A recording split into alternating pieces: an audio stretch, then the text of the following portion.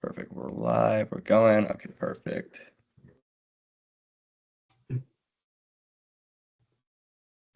Okay, perfect. Well, good evening, everyone watching, and it is your host, Ethan Borgia, with the Gridiron Post, and we are down to the last couple weeks of the NFL season here. But before we get into the episode, lots to talk about with the last four teams remaining in the playoffs, lots of exciting stuff. Just had to introduce my co-host here, Stephen Gray and Stone Mueller in the house. How are we doing tonight, guys? We are good. Doing excellent. Doing very great. All right, we're ready to rock and roll. They're doing really good. A little bit chilly. Patty started. A little bit chilly, some snow on the ground, but we're excited to talk about some football, right? Dude, you're so lucky to be in Florida.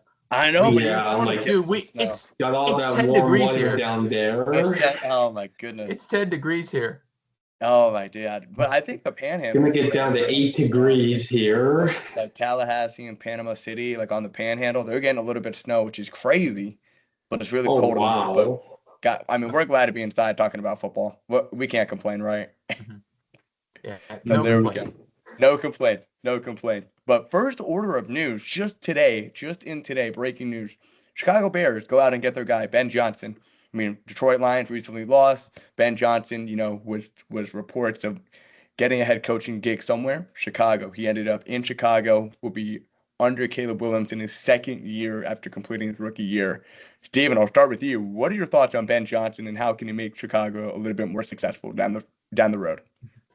I mean, I think this could be one of those hit or miss hirings, because I think, well, first, like the pros, like Ben Johnson is an excellent offensive mastermind. He totally transformed that Lions offense and made them one of the most creative teams in the league. So he brings that flash and that pizzazz into Chicago. It's exactly what Caleb Williams needs to become a flashy QB and to have the chance to be in a flashy offense.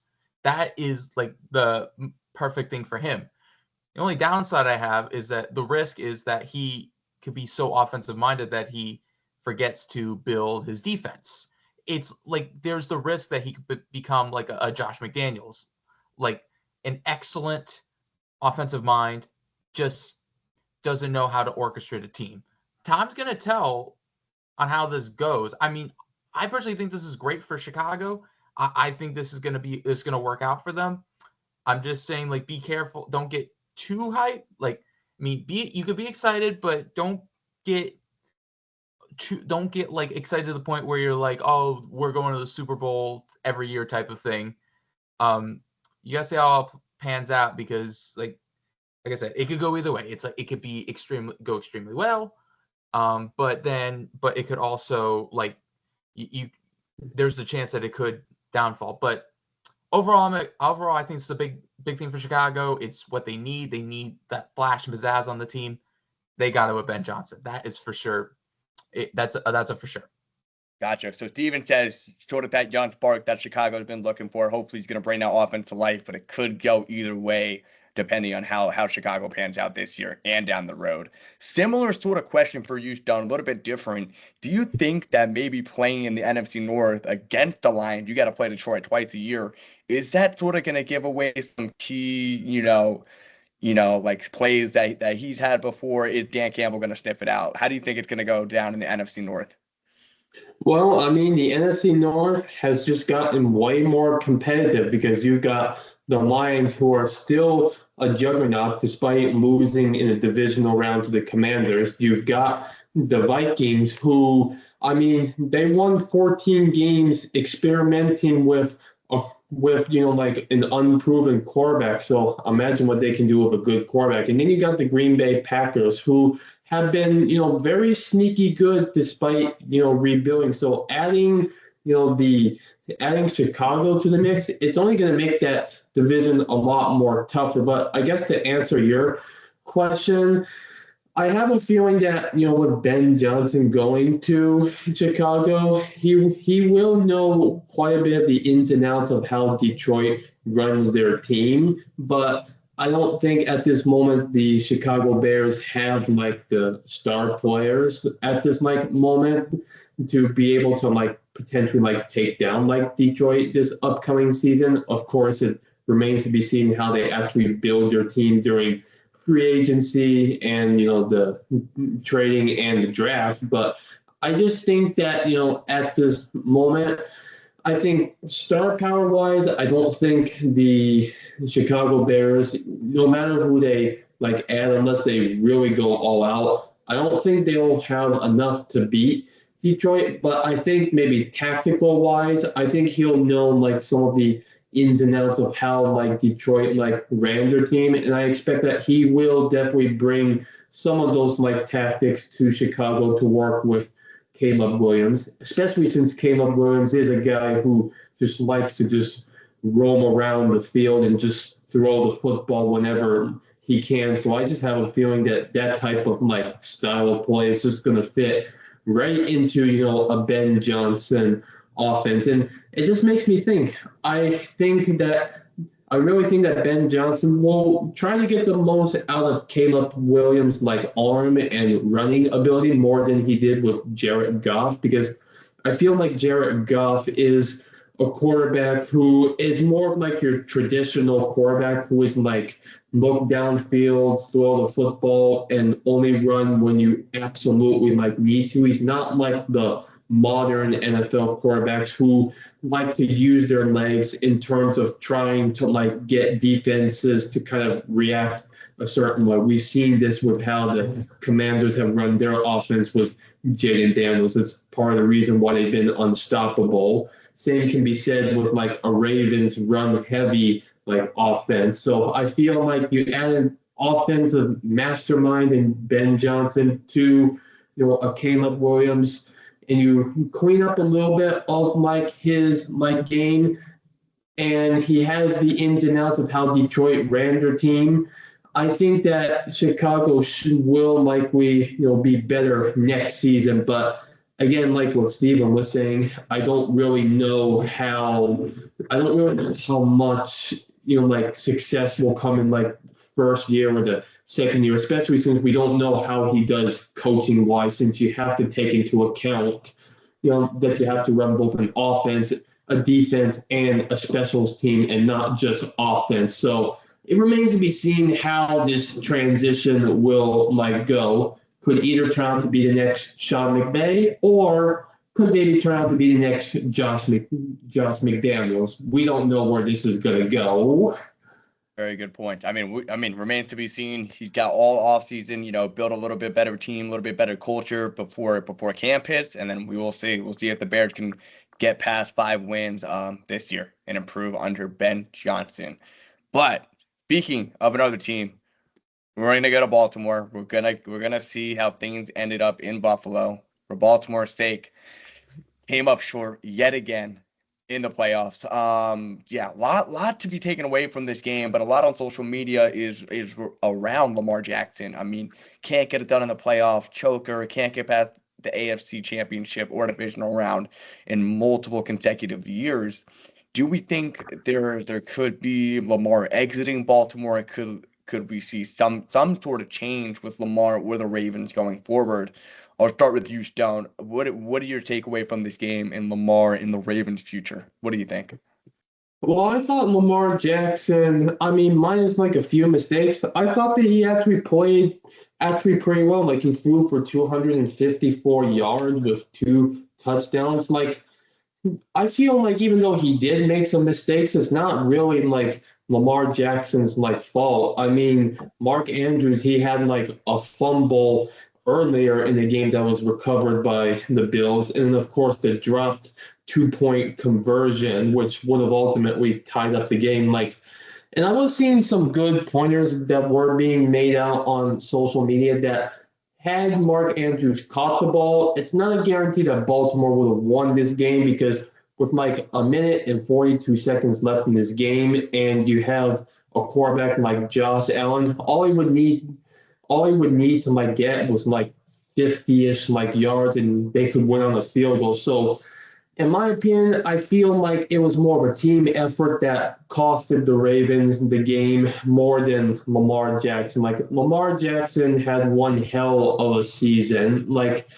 if it weren't for like if it wasn't for the fact that Saquon Barkley or Josh Allen were having unbelievable seasons, you could probably talk about Lamar Jackson having another MVP type season, especially since his deep ball passing has been tremendously better than how it was years ago. And it's part of the reason why their offense was more dynamic. But I just think that they just need to clean up like their game. They need to have that type of playoff mentality. Like I think the way they've like ran their team all these like years under Lamar Jackson is the fact that they're a good team. They're going to be able to get to where they want to go, not knowing that when you get to the postseason, these are games you have to earn. You have to earn these wins. You can't just go in and think that you're just gonna like get a win because you have all these like talents. Like you have to go out there and play a good 60 minutes of football. And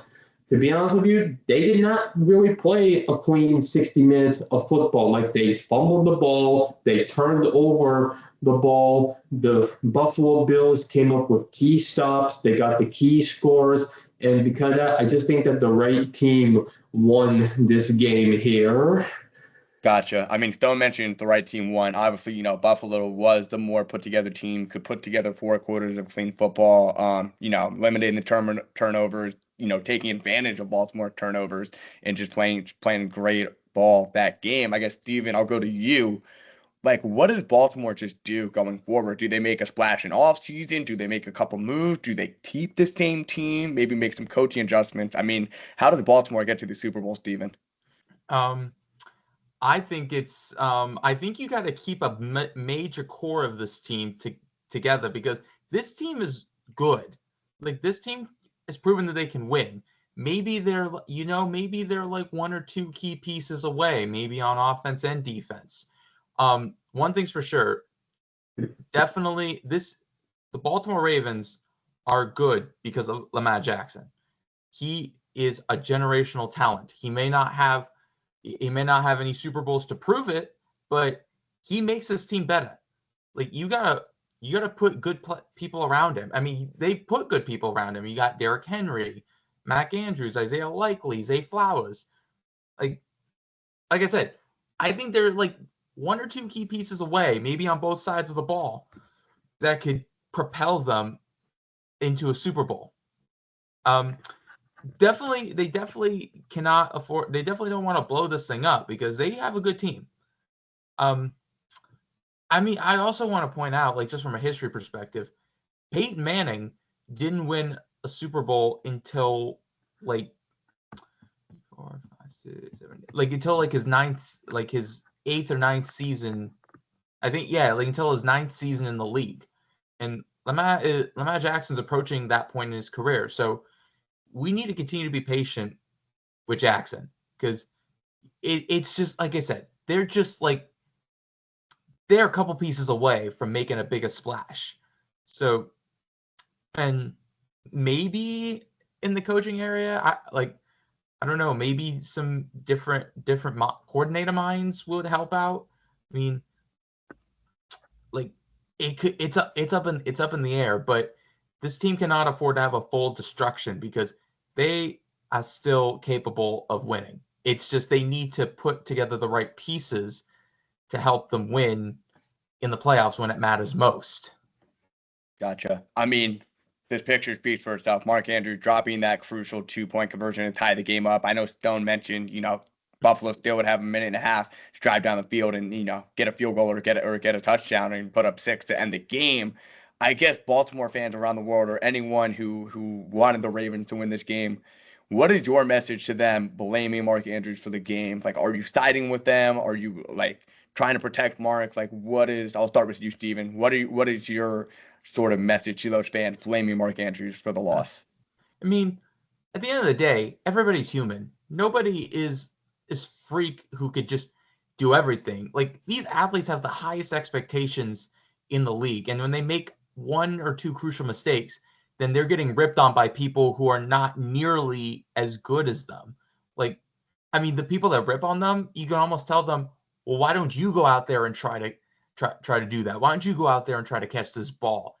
in the snow while the ball's soaking wet, while you have all these guys with pads coming full steam ahead of you. It's not that easy. And I mean, we all make mistakes. And again, we're all human. Like he's a really good player. Like he's one of their best players. And like it's like I get the fans' frustration, but like, you know, I've learned this. We've all learned this. I'm sure we've all had a player, like whether they're great or not, like have like a crucial mistake, and we're just so mad at them. But like at the end of the day, it's like, you know, it's all love. Like you have to realize that, you know, like, hey, they made a mistake, but we really respect this person, and they're a key reason. I mean, hey, there's probably times where if it wasn't for him, they probably would have lost games. So, like, I think in the heat of the moment, they get emotional and they just say things they probably don't mean to say at the time. I think they're being a little too hard on him. Like, again, I get the frustration, but they shouldn't be frustrated to the point where they're threatening him. Like a little bit of an overreaction, you think? Exactly. Okay. Like, okay. Yeah, they're just going, like, I think they're obviously heated in the moment, but they need to chill, like, because like he's one of their best players, and they probably wouldn't even be at the position without him at the point. They probably wouldn't be as good if it wasn't for him in the first place. I agree. I mean, Mark Andrews, definitely a top caliber tight end in the league. Definitely one of their, you know, good receivers on that offense with Lamar and making it all happen. Yeah, I'm siding with you, Steven. I'm not releasing, cutting, trading, doing anything hasty with Mark Andrews in the offseason. I'm keeping him. I mean, you can't even blame the loss on him. There were multiple opportunities for Baltimore to win this game. Multiple. Yeah, like you could say, like, look at that mistake. You look at that mistake, but then let's look at, like, we could look at like 5 other things that happened in that game. There are probably plays in that game. There are probably other things in the game. If they didn't happen, then we probably wouldn't have even had to come to this 2-point attempt. Agreed. I mean, Stone, what's your message to those fans who are overreacting? I mean, my message to Ravens fans is this.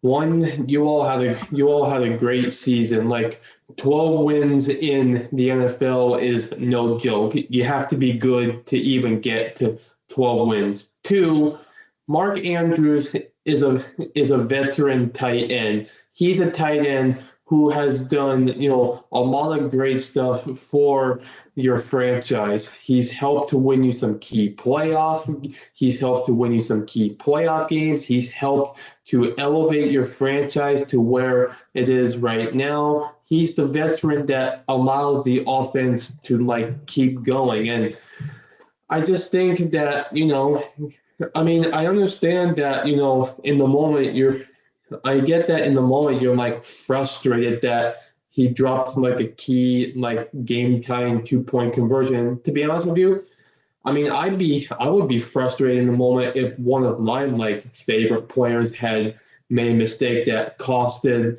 us the game. But then at the end of the day, you have to remember that these are athletes that are sacrificing themselves and their bodies for entertainment for us. Like, that's one thing that has to be, like, remembered, is that they are out there playing a game of football for our enjoyment. And mistakes are going to happen. Like, mistakes are going to happen. And unfortunately, they do happen in key moments like this. So if I were, like, Ravens fans, you gotta help to, like, uplift you know, like, your tight end, because in the end, like, I think your team is, like, good, and I think your team will eventually win a Super Bowl with Lamar Jackson. It's just that this year just wasn't really the year, and there's so many other things that we could have talked about that wasn't like the dropped pass, but it just happens that this was the defining moment of the game. Yep. Poor timing, overreacting fans. Steven, I know you had something to say. What did you have to say? Well, I have, like, a perfect example for my team. Like, back in the Super Bowl 46, on we were up by two against the Giants, and Brady throws his dart over the middle to a wide open Wes Welker, and Welker drops it. And if he catches that ball, we potentially put that game away and we win that Super Bowl. But he dropped it, and we end up giving the ball back to the Giants. They go down the field, score a touchdown, they win the Super Bowl. The point of that is Wes Welker was one of our best players, and somebody who, we wouldn't even be nearly, we wouldn't be in a position where we were or nearly as good if it wasn't for him. It's that's the example of a great player making a crucial mistake. But it's we're upset that he made the mistake, but at the same time, it's where would we even be without him? We probably wouldn't be in that sort of position if it wasn't for him and his contributions. Yep. No, I hear you. I mean, great players. I mean, it happens. Mistakes happens. Like Steven said, we're human. I mean, mistakes are going to happen at the wrong times. Like you said, Wes Welker, Mark Andrews, it happens to the best of us, no matter how good you are, no matter how long you've been playing. It's going to happen. It's going to happen. So Ravens fans, hold on to Mark Andrews. Try to love him all off season. He's going to bounce back. You guys are going to be okay. Their time will come. Your time's going to come. Eventually their time will come. They'll eventually get their Super Bowl because they're a good team. They are a good team. It's just a matter of time. Yep. There you go. But speaking of another AFC team who is used to winning, we got the Kansas City Chiefs. Obviously, they make it to the AFC Championship round to play the Buffalo Bills at home. They're going to be playing in Kansas City. Steven, I know you wanted to come in. The temperatures are rising because you got a hot take. Obviously, Kansas City had won back-to-back Super Bowls. They're in the Super Bowl, it seems like, almost every year. I was reading somewhere this is their 7th AFC Championship appearance within the last 7 years. They've made it for 7 straight years, which is a crazy fact. But, Steven, your take is that if Kansas City finds a way to win another Super Bowl, could the NFL possibly be rigged, tweaked, anything? I mean, I saw it with the refs personally. That Houston game was really an ugly showing. There's this video of Patrick Mahomes flopping out of bounds, getting a bunch of, he slid. I honestly thought the defender got over him, didn't even hit him, as he was on the ground. I thought he hit him before. A lot of questionable calls there. But, Steven, go ahead and tell us hot take that you have with the Kansas City Chiefs winning another Super Bowl in the NFL being rigged. I mean, let's look at what's happened all season. The Chiefs have won 15 games, and a majority of their games was for utterly ridiculous reasons. There was BS calls. There was missed calls. There was a whole bunch of crazy stuff that could have gone the other way and probably even should have gone the other way. There was a lot of questionable stuff that was happening. To highlight several examples. Back in week 2 against the Bengals, it was a clean pass breakup, but they called pass interference. Against the Falcons, there was a clear pass interference on Kansas City in the end zone. They did not call it. I should also mention some luck. When they were facing LA, the Chargers in Kansas City, the doink in field goal. It's voodoo magic. It's voodoo magic, and the fact that the Chiefs, that the NFL wants to continue to show off Taylor Swift, Travis Kelce, and continue to try to make a case on why Patrick Mahomes could be up there in the GOAT conversation. All season, the Chiefs' offense has not been good. They've only been winning because of luck, the refs, and their defense. I won't discredit the defense. The defense has made plays, but there's still been those questionable plays. If they three-peat with how bad of a season they had, the NFL I definitely have this gut feeling the NFL is scripted because, look at all these other teams that have played so much better than Kansas City.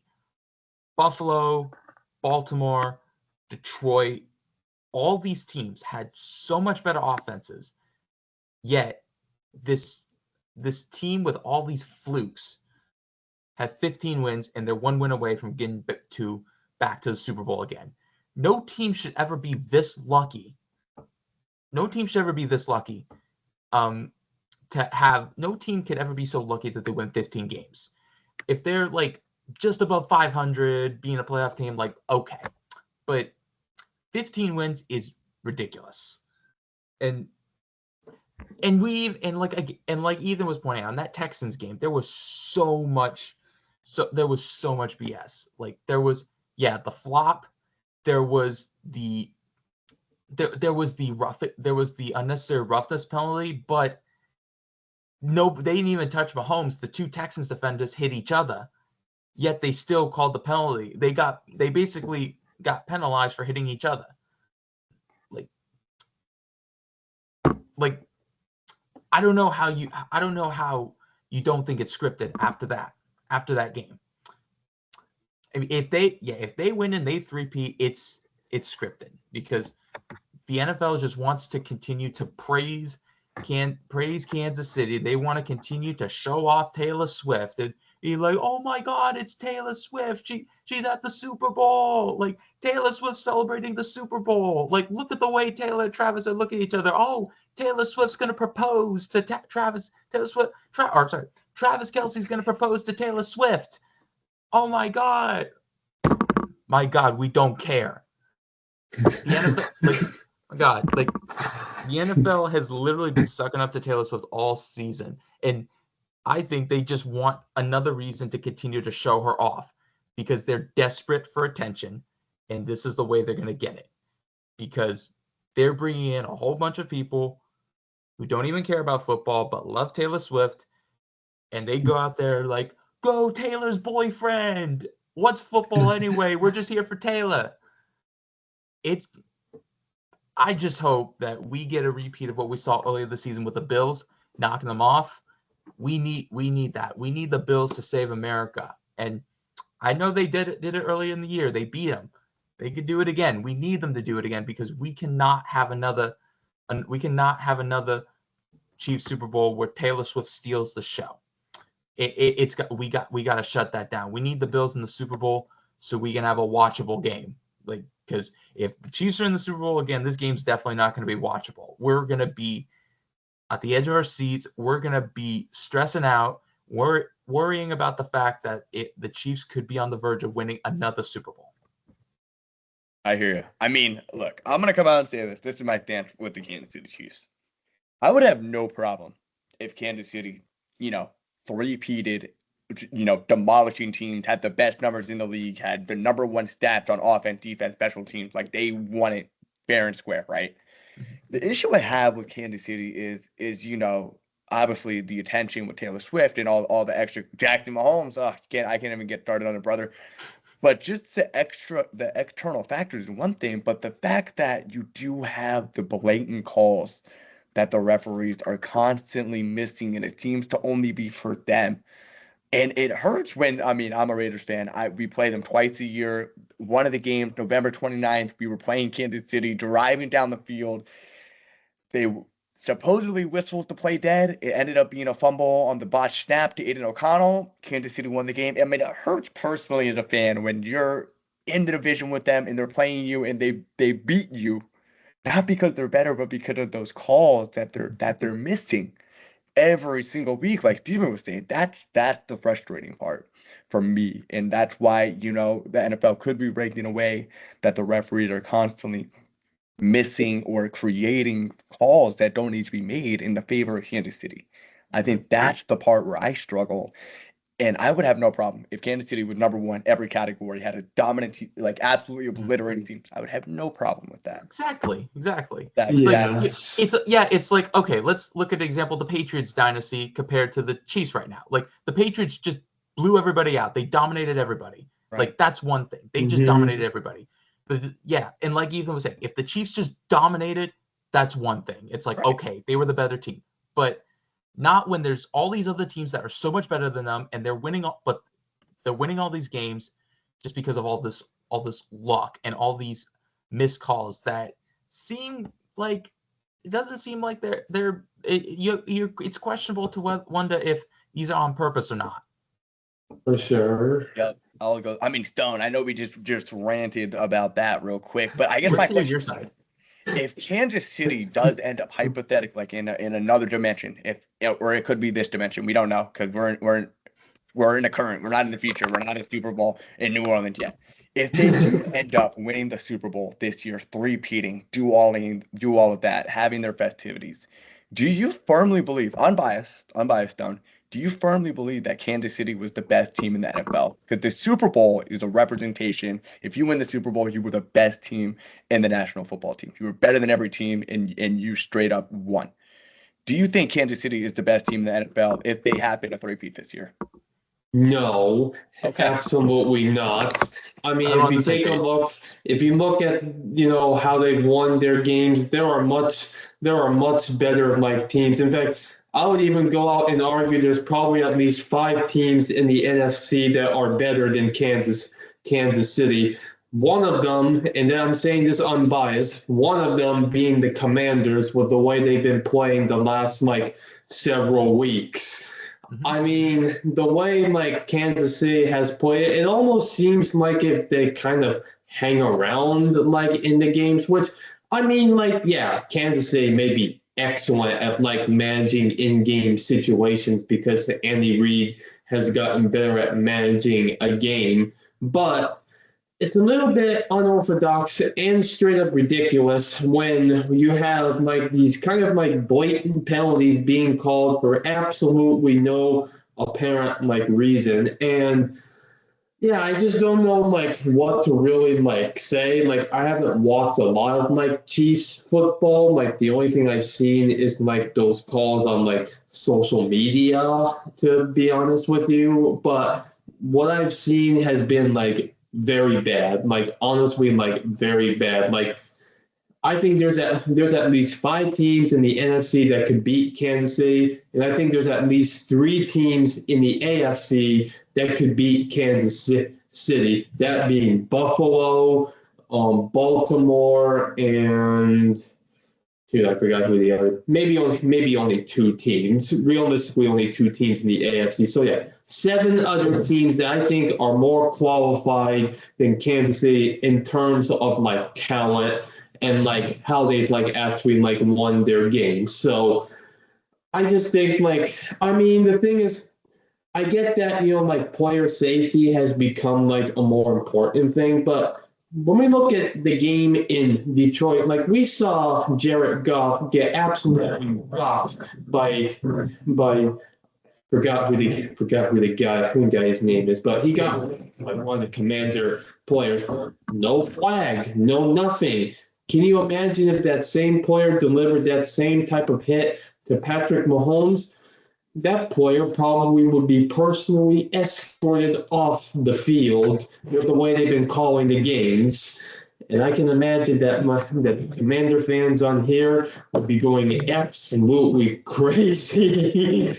We might even see the first ever owner just go after the referee at this point.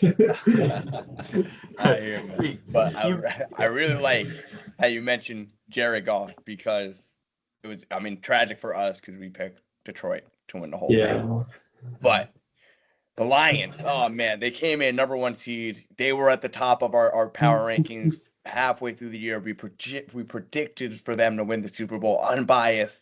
It's good for Stone, but unbiased. We put all that effort, time, strategic thinking the Lions were going to get it done. I mean, Steven, I know you wanted to bring this up. 15-2, they clinched the number 1 seed, record-breaking year for them in franchise history, and they lose. And they lose in a divisional game. I mean, what are you thinking, Steven? What's going through your mind? And is this going to be a step back, or are they going to learn from it and get better? I mean, it's I think they what I mean, honestly, I think what happened was their weakness caught up to them. The fact that their offense was so good, but they couldn't totally annihilate teams because their defense was so bad. And I'm not saying it's their fault because I mean they had all those injuries. But at the same time, like it's like I think about the old school San Diego Chargers where Dan Fouts, Kellen Winslow, they had that explosive offense, but they couldn't blow teams out because their defense was keeping those games close. I mean, Detroit was able to like win 15 games, like overlook that, but it just seems like their problem is when they play an elite quarterback, then they let up, like they struggle. They make all the mistakes, and they keep their opponent in the game. They end up falling behind. They have to catch up, and it just becomes too much for them. I mean, this game makes me think of when they played Buffalo last month, where Buffalo jumped ahead, and then Detroit was trying to climb back in, but every time they felt it seemed like they were coming back in, Buffalo answered again, and it was just constant catch up. That's what it was. And I mean, all the mistakes they made, all the turnovers that they made was because they were trying so hard to catch up, and they were trying to get it all back in one play. And it's like they had their flashy plays, but there was also a lot of mistakes. And the bottom line is like their defense just is not that good. I mean, they had all those injuries, but I mean, they had 16 guys on IR, which is crazy. I mean, but still, it's like a defense shouldn't be like so bad to the point where it's like it just lets up like that. It's like you got to at least make a stop or two if you're a really good team. And I mean, and give Washington credit too, because like they knew that in order to beat the Lions, you gotta outscore them, and they did. Like you got to put up a good offensive. Like Detroit's gonna score a lot of points on offense. That's the bottom line. Washington knew that. They understood the assignment, and they went out there and executed. They jumped on them. They got a lead. They didn't let that lead go. They forced Detroit to climb back in, and then they answered every time they got close. And the defense for Washington too made plays. They made plays to keep that lead held. And the difference between Washington and Detroit is that Washington was making the plays, Detroit was not defensively. I mean, Detroit was scoring on offense, but when they made the mistakes, Washington answered on it, and it was just too much. In terms of next season, like it's really difficult to tell because, like, I mean, obviously you're losing Ben Johnson, mastermind on offense, and then you're losing Aaron Glenn, the defensive coordinator. So you're losing two key elements to your coaching staff. It's really going to depend on Dan Campbell and if he can reassemble a staff that could maintain this level of play. But I also think two things. One, for Detroit, improve that defense. And two, work on keeping guys healthy. Because the big thing was injuries. Injuries were a key reason why Detroit fell apart in that playoff game and ultimately fell apart defensively.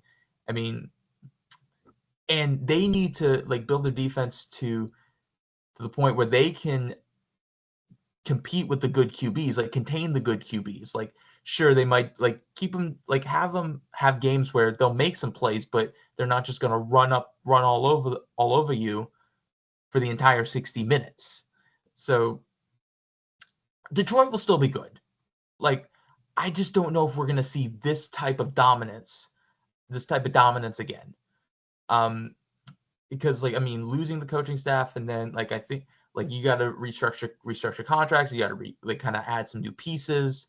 It's really going to be tough to tell. So I think bottom line, Detroit's going to be good, but I don't know if we're going to see them like this good again, just because of the adjustments of the coaching staff and the fact that like we could like still be they need to work on like players staying healthy. Gotcha. I mean, yeah. I mean, like you said, pretty big shootout game. Detroit unable to keep up with the Washington offense with that elite quarterback, a solid quarterback that they were going up against. And Jaden Daniels in that offense in the way he was able to, just exploit their weakness on the defense with a bunch of players out on IR and just running the offense very smoothly. I guess I'm going to turn it over to you, Stone. Like, was this a shock? I mean, with us predicting Detroit going all the way and going to the Super Bowl, but we knew about all the injuries and we knew how they handled that Buffalo game, like Steven was talking about. Was it sort of a shock to you that they just were not able to hang, or did you think it was going to be closer? Like, was it shocking, or was it what you expected? I mean, I'm actually shocked that their offense actually underperformed, to be honest with you. Like, I feel like defense, I mean, I'm kind of also shocked, but at the same time, when you look at the fact that they have like 16 players on injured reserve from the defensive side, I mean, eventually it was going to catch up with them, but it's the offense that I'm really like shocked at because I was thinking that, if we were going to maybe win, it was going to maybe be in like a shootout, like maybe both teams in like the 30s. Well, obviously both teams did score in the 30s, but it was still like the final score was a lot more like further apart than what I really thought it was going to be. And in my opinion, I just honestly like think that yeah, their offense really like shocked me. Like they turned the ball over like 4 or 5 times, which I mean, if we could have maybe gotten like a turnover or two, great. But five, wow, I was not expecting that. I was not expecting Jared Goff to go out there and just throw like interceptions to the Commander defense. I mean, there were like question marks on whether our defense could even keep up with that type of offense. And the answer is they somewhat held them in check, which, I mean, a lot of credit has to be given to the Commanders' defense because they really like showed up. They forced turnovers at the key point. They got, a 3-and-out to start the game, which I think set the tone for how like the Lions offense was going to run throughout the game. And we got the key like interceptions. Like this was a really well played game by the Commanders defense, and a lot of credit has to be given to them. But going back to Detroit, man, what the hell did you all do that Saturday night? Like, what the hell was that type of performance? Like, when you think about how they played, they underperformed so badly. It was basically comical. It was very comical to see them like perform like that. Like, you just handed Washington like 5 opportunities to score, and they basically took it to the house almost each time. That's not going to win you games. Everybody's talking about the fact that they had basically nobody on defense, but nobody is talking the fact that their offense turned the ball over 5 times. If they had not turned the ball over, let's say like 2 times, and they had scored a touchdown instead of turning the ball over, this game would have gone to overtime. The game would have been a lot more closer. So I feel like this game was not about the defense. It was the fact that the offense like underperformed. The offense underperformed big time. They didn't show up for the moment. They couldn't get the job done. The only person that did any type of job was Jameer Gibbs. He was the only guy that really got going. Without him, this would have been an extreme blowout. That's how this game really was. And I guess where you go, I don't know where you really like go. Like I think that the team is talented. I don't think they'll win 15 games next year, but I think your goal is obviously win the North. It's not going to be tough knowing that you now have to include the fact that Chicago is going to get better. So might be very close. Don't know what's going to happen. Like their road is going to be tough. And the fact that they have to play a first place schedule and the fact that they'll probably still be the team to beat next season means that their road has gotten a lot tougher. And I just think that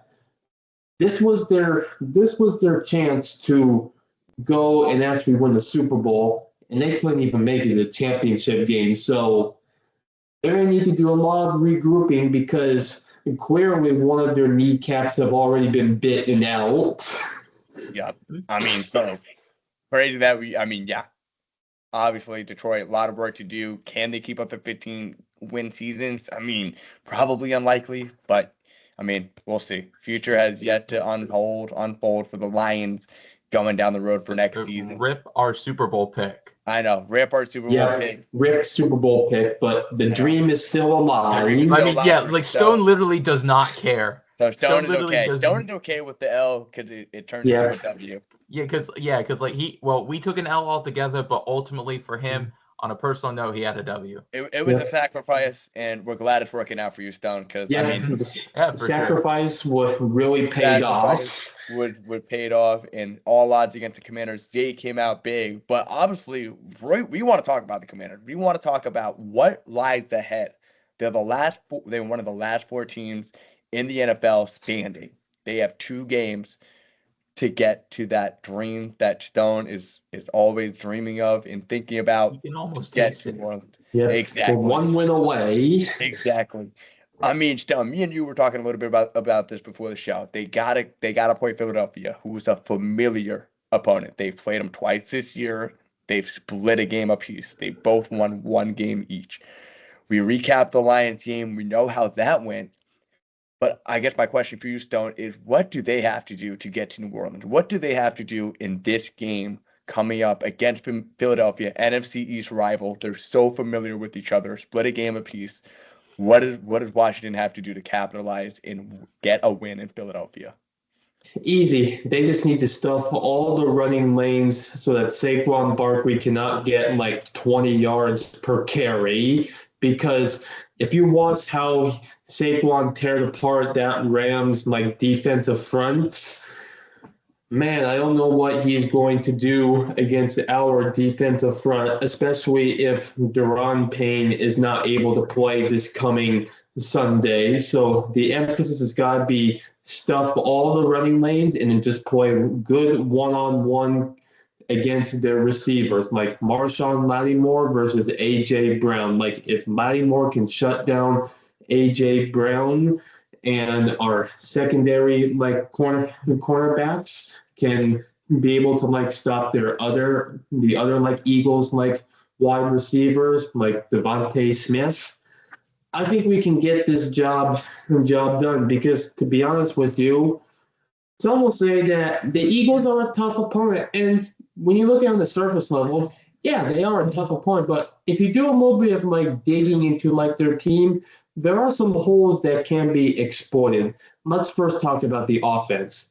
At the quarterback position, Jalen Hurts, he's an outstanding runner. He can run the ball very well. However, when it comes to throwing the ball, he's not really like the greatest when it comes to throwing the ball. Like, he only puts up like 150-ish yards per game when it comes to throwing the ball in the air. So I just think that the emphasis has got to be, if we're going to get beat, we have to get beat in the air, not on the ground. I think that's what the game plan has got to be against Philadelphia. And then on and then of course, like, our defense just needs to play like very good. And then I meant to say the offense just needs to play like very good. They just need to get it going because, to be honest with you, we're playing with house money right now. Like, Jaden Daniels, he's hard to stop because he throws the ball better than anybody in this league, and he runs the ball better than anybody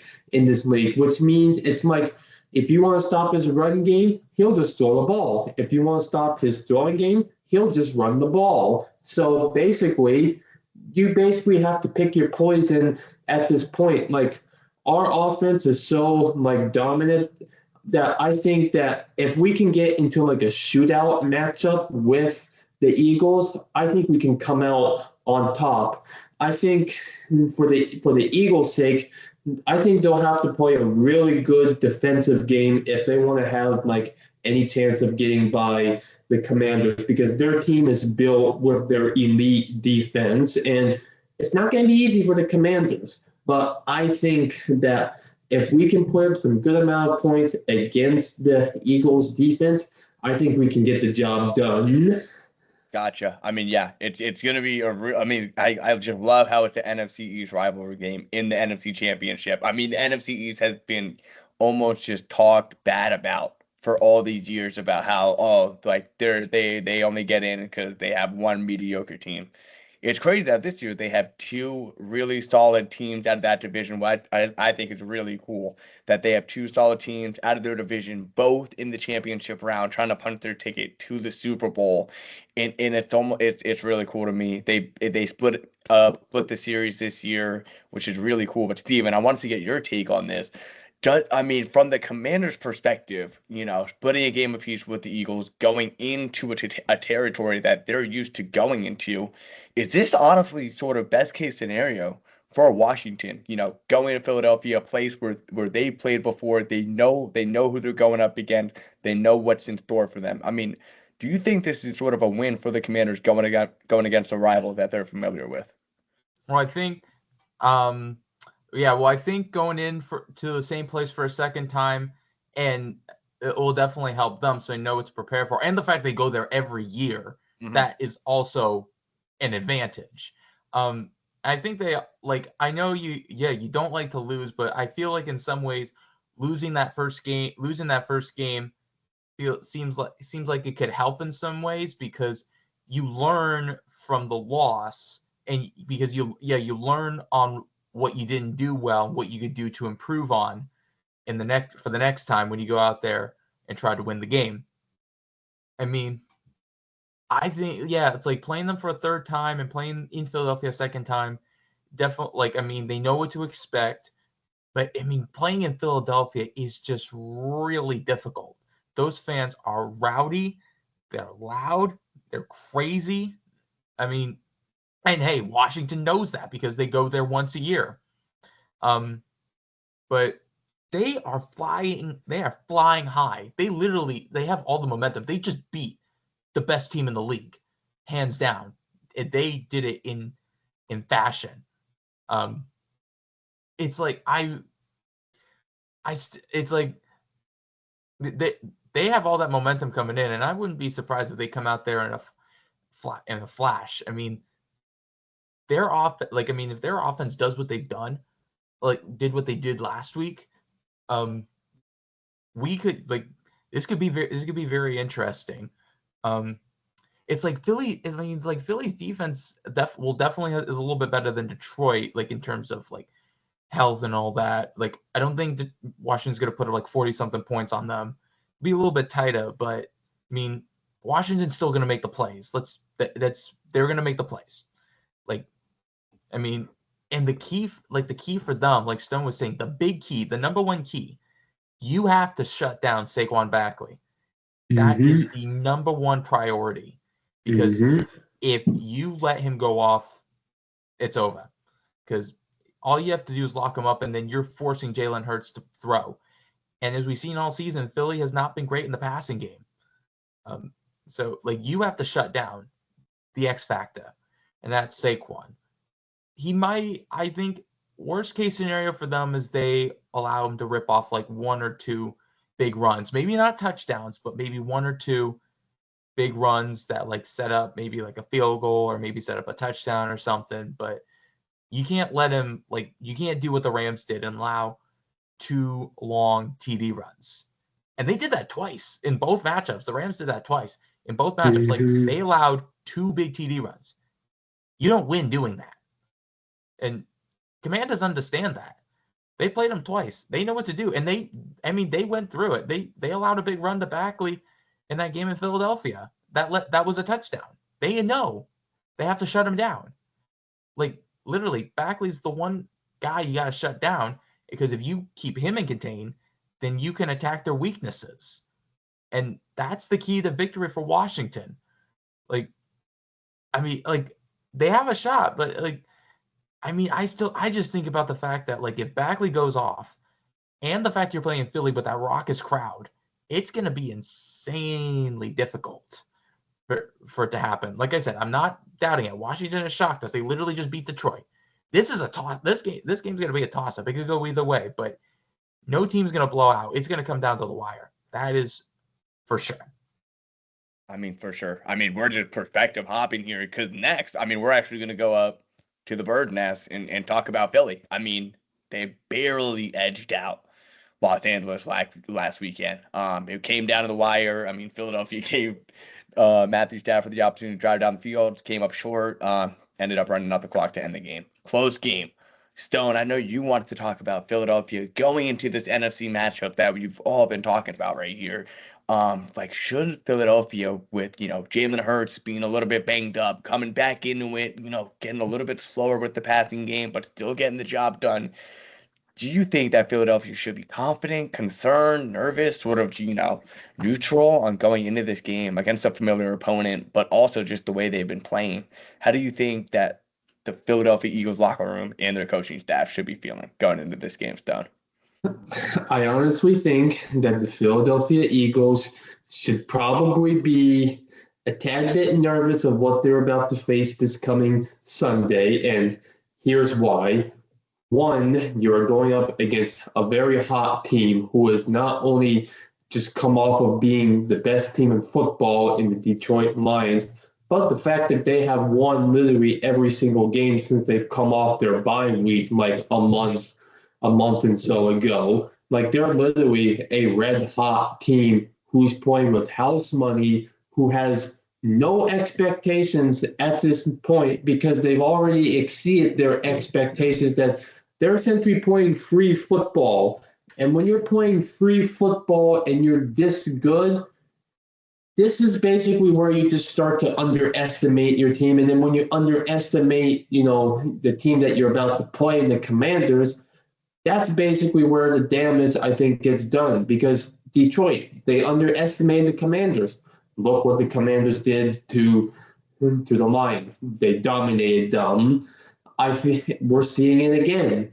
They're already underestimating the Commanders. And I've been saying it's the most dangerous thing that you can do to a red hot football team, and that's to underestimate a team who has no expectations at this point. So I feel like Philly's mindset should be they're about to go up against the hottest football team right now. That's got to be their mindset going into this game. And I mean, as for like yeah, I just think that should they be confident or concerned? I think they should be a tad bit like nervous, like going into the game, but they should also be a bit confident because they're also a good team. They won 14 games. I mean, both of their playoff wins may have been a little bit shaky, but they've gotten the job done. So making it this far in the postseason is no easy task. So they should have some like confidence like going into this game. But if you looked at how they played against the Rams, they almost blew a 14-point lead with like 4 minutes to go. Like had maybe Matthew Stafford made a few more like good like throws to his receivers, Rams could have scored a touchdown and possibly taken the lead, and we'd be talking about the Eagles about what happened in that game. So I just feel like they haven't been strong in their game. I didn't think they were strong enough against, like the Rams. Like I don't think the Rams were like as dominant as how they played against the Vikings, but they did show up in like the last like 4 minutes. So I think if you're Philadelphia, I think you're both a bit like confident, but you're also a bit nervous about who you're about to go up to because you're about to go up against a quarterback who's literally playing like if he's Tom Brady at this point.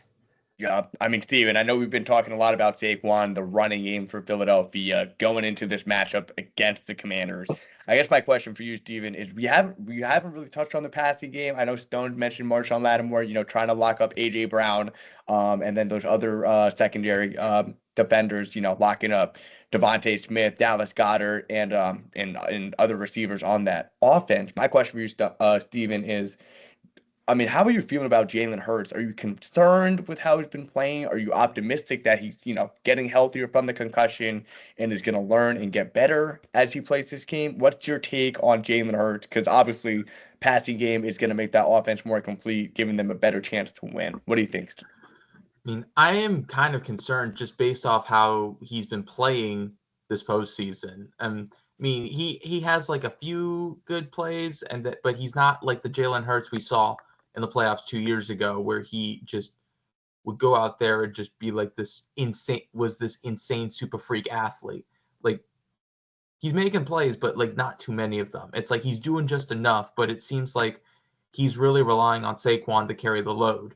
And if they want to be NFC champions and compete in the Super Bowl, like, he needs to dig down deep and find something to create a SPAC, because he's not getting it. They're not going to get it done if he's just playing mid, because as I said just a moment ago, like, if the Commanders lock up Saquon, they're going to force Jalen to throw the ball.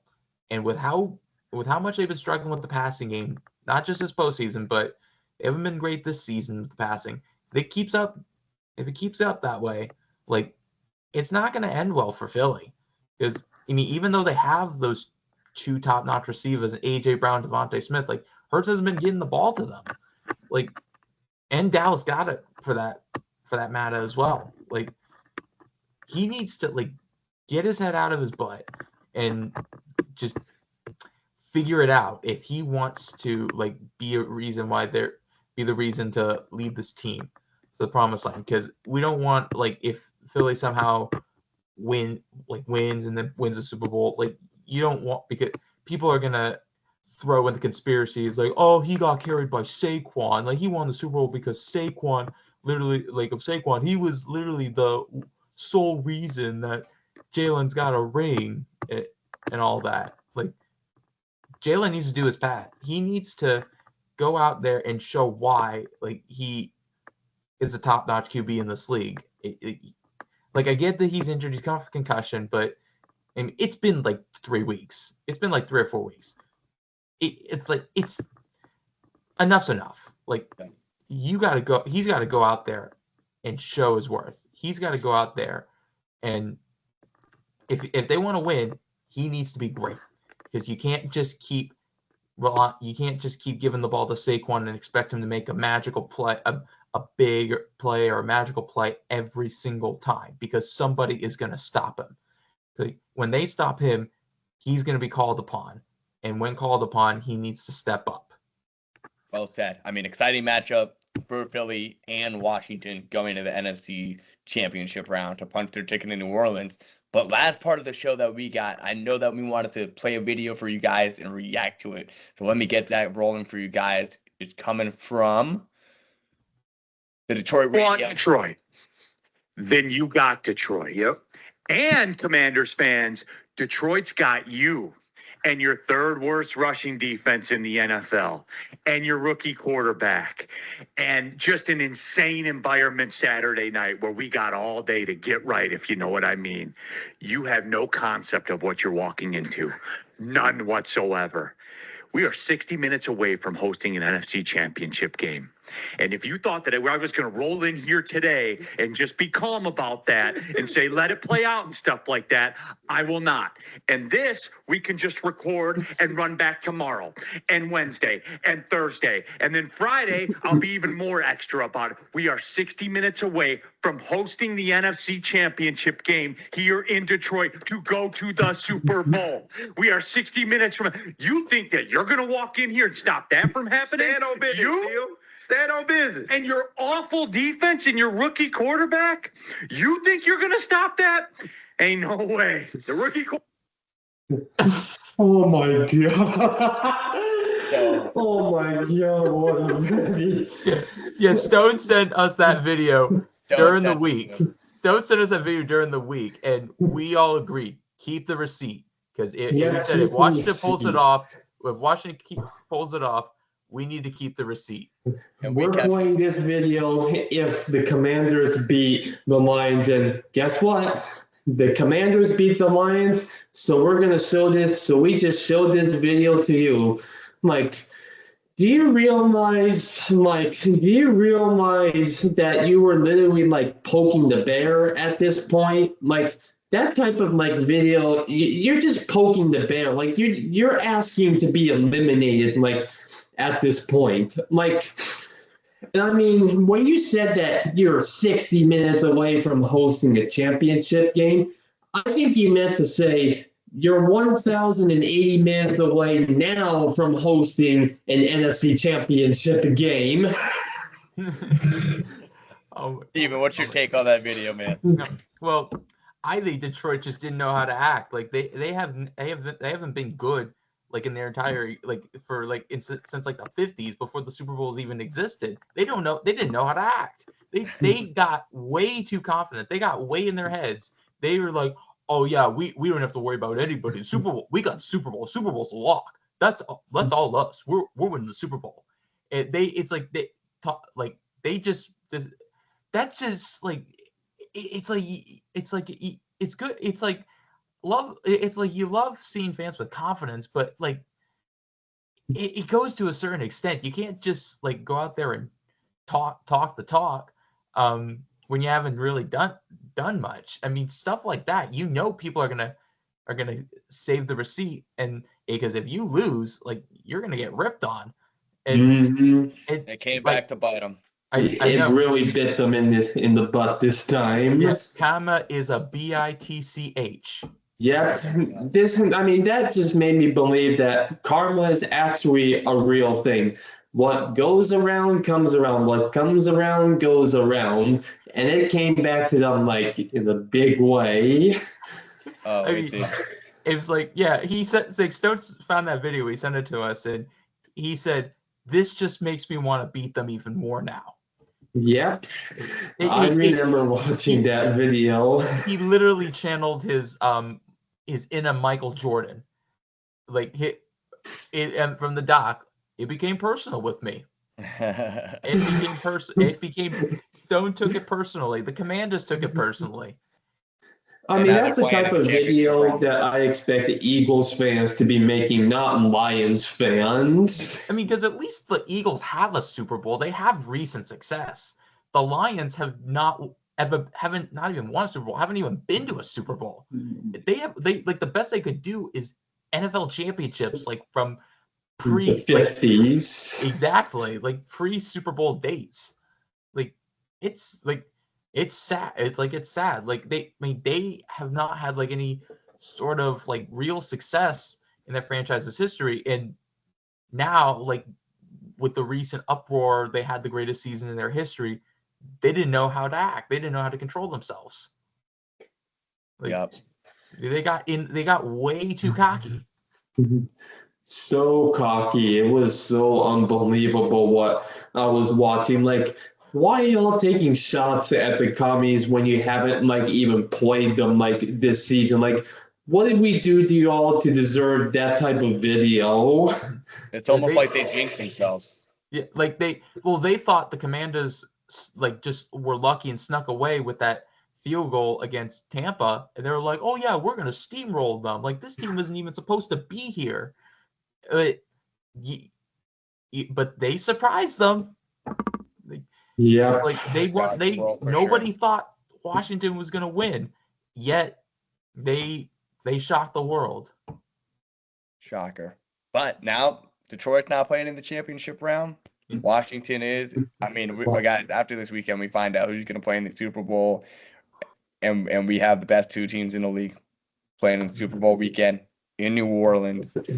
It's going to be great. It's going to be awesome. But thanks for tuning in. Wicked awesome.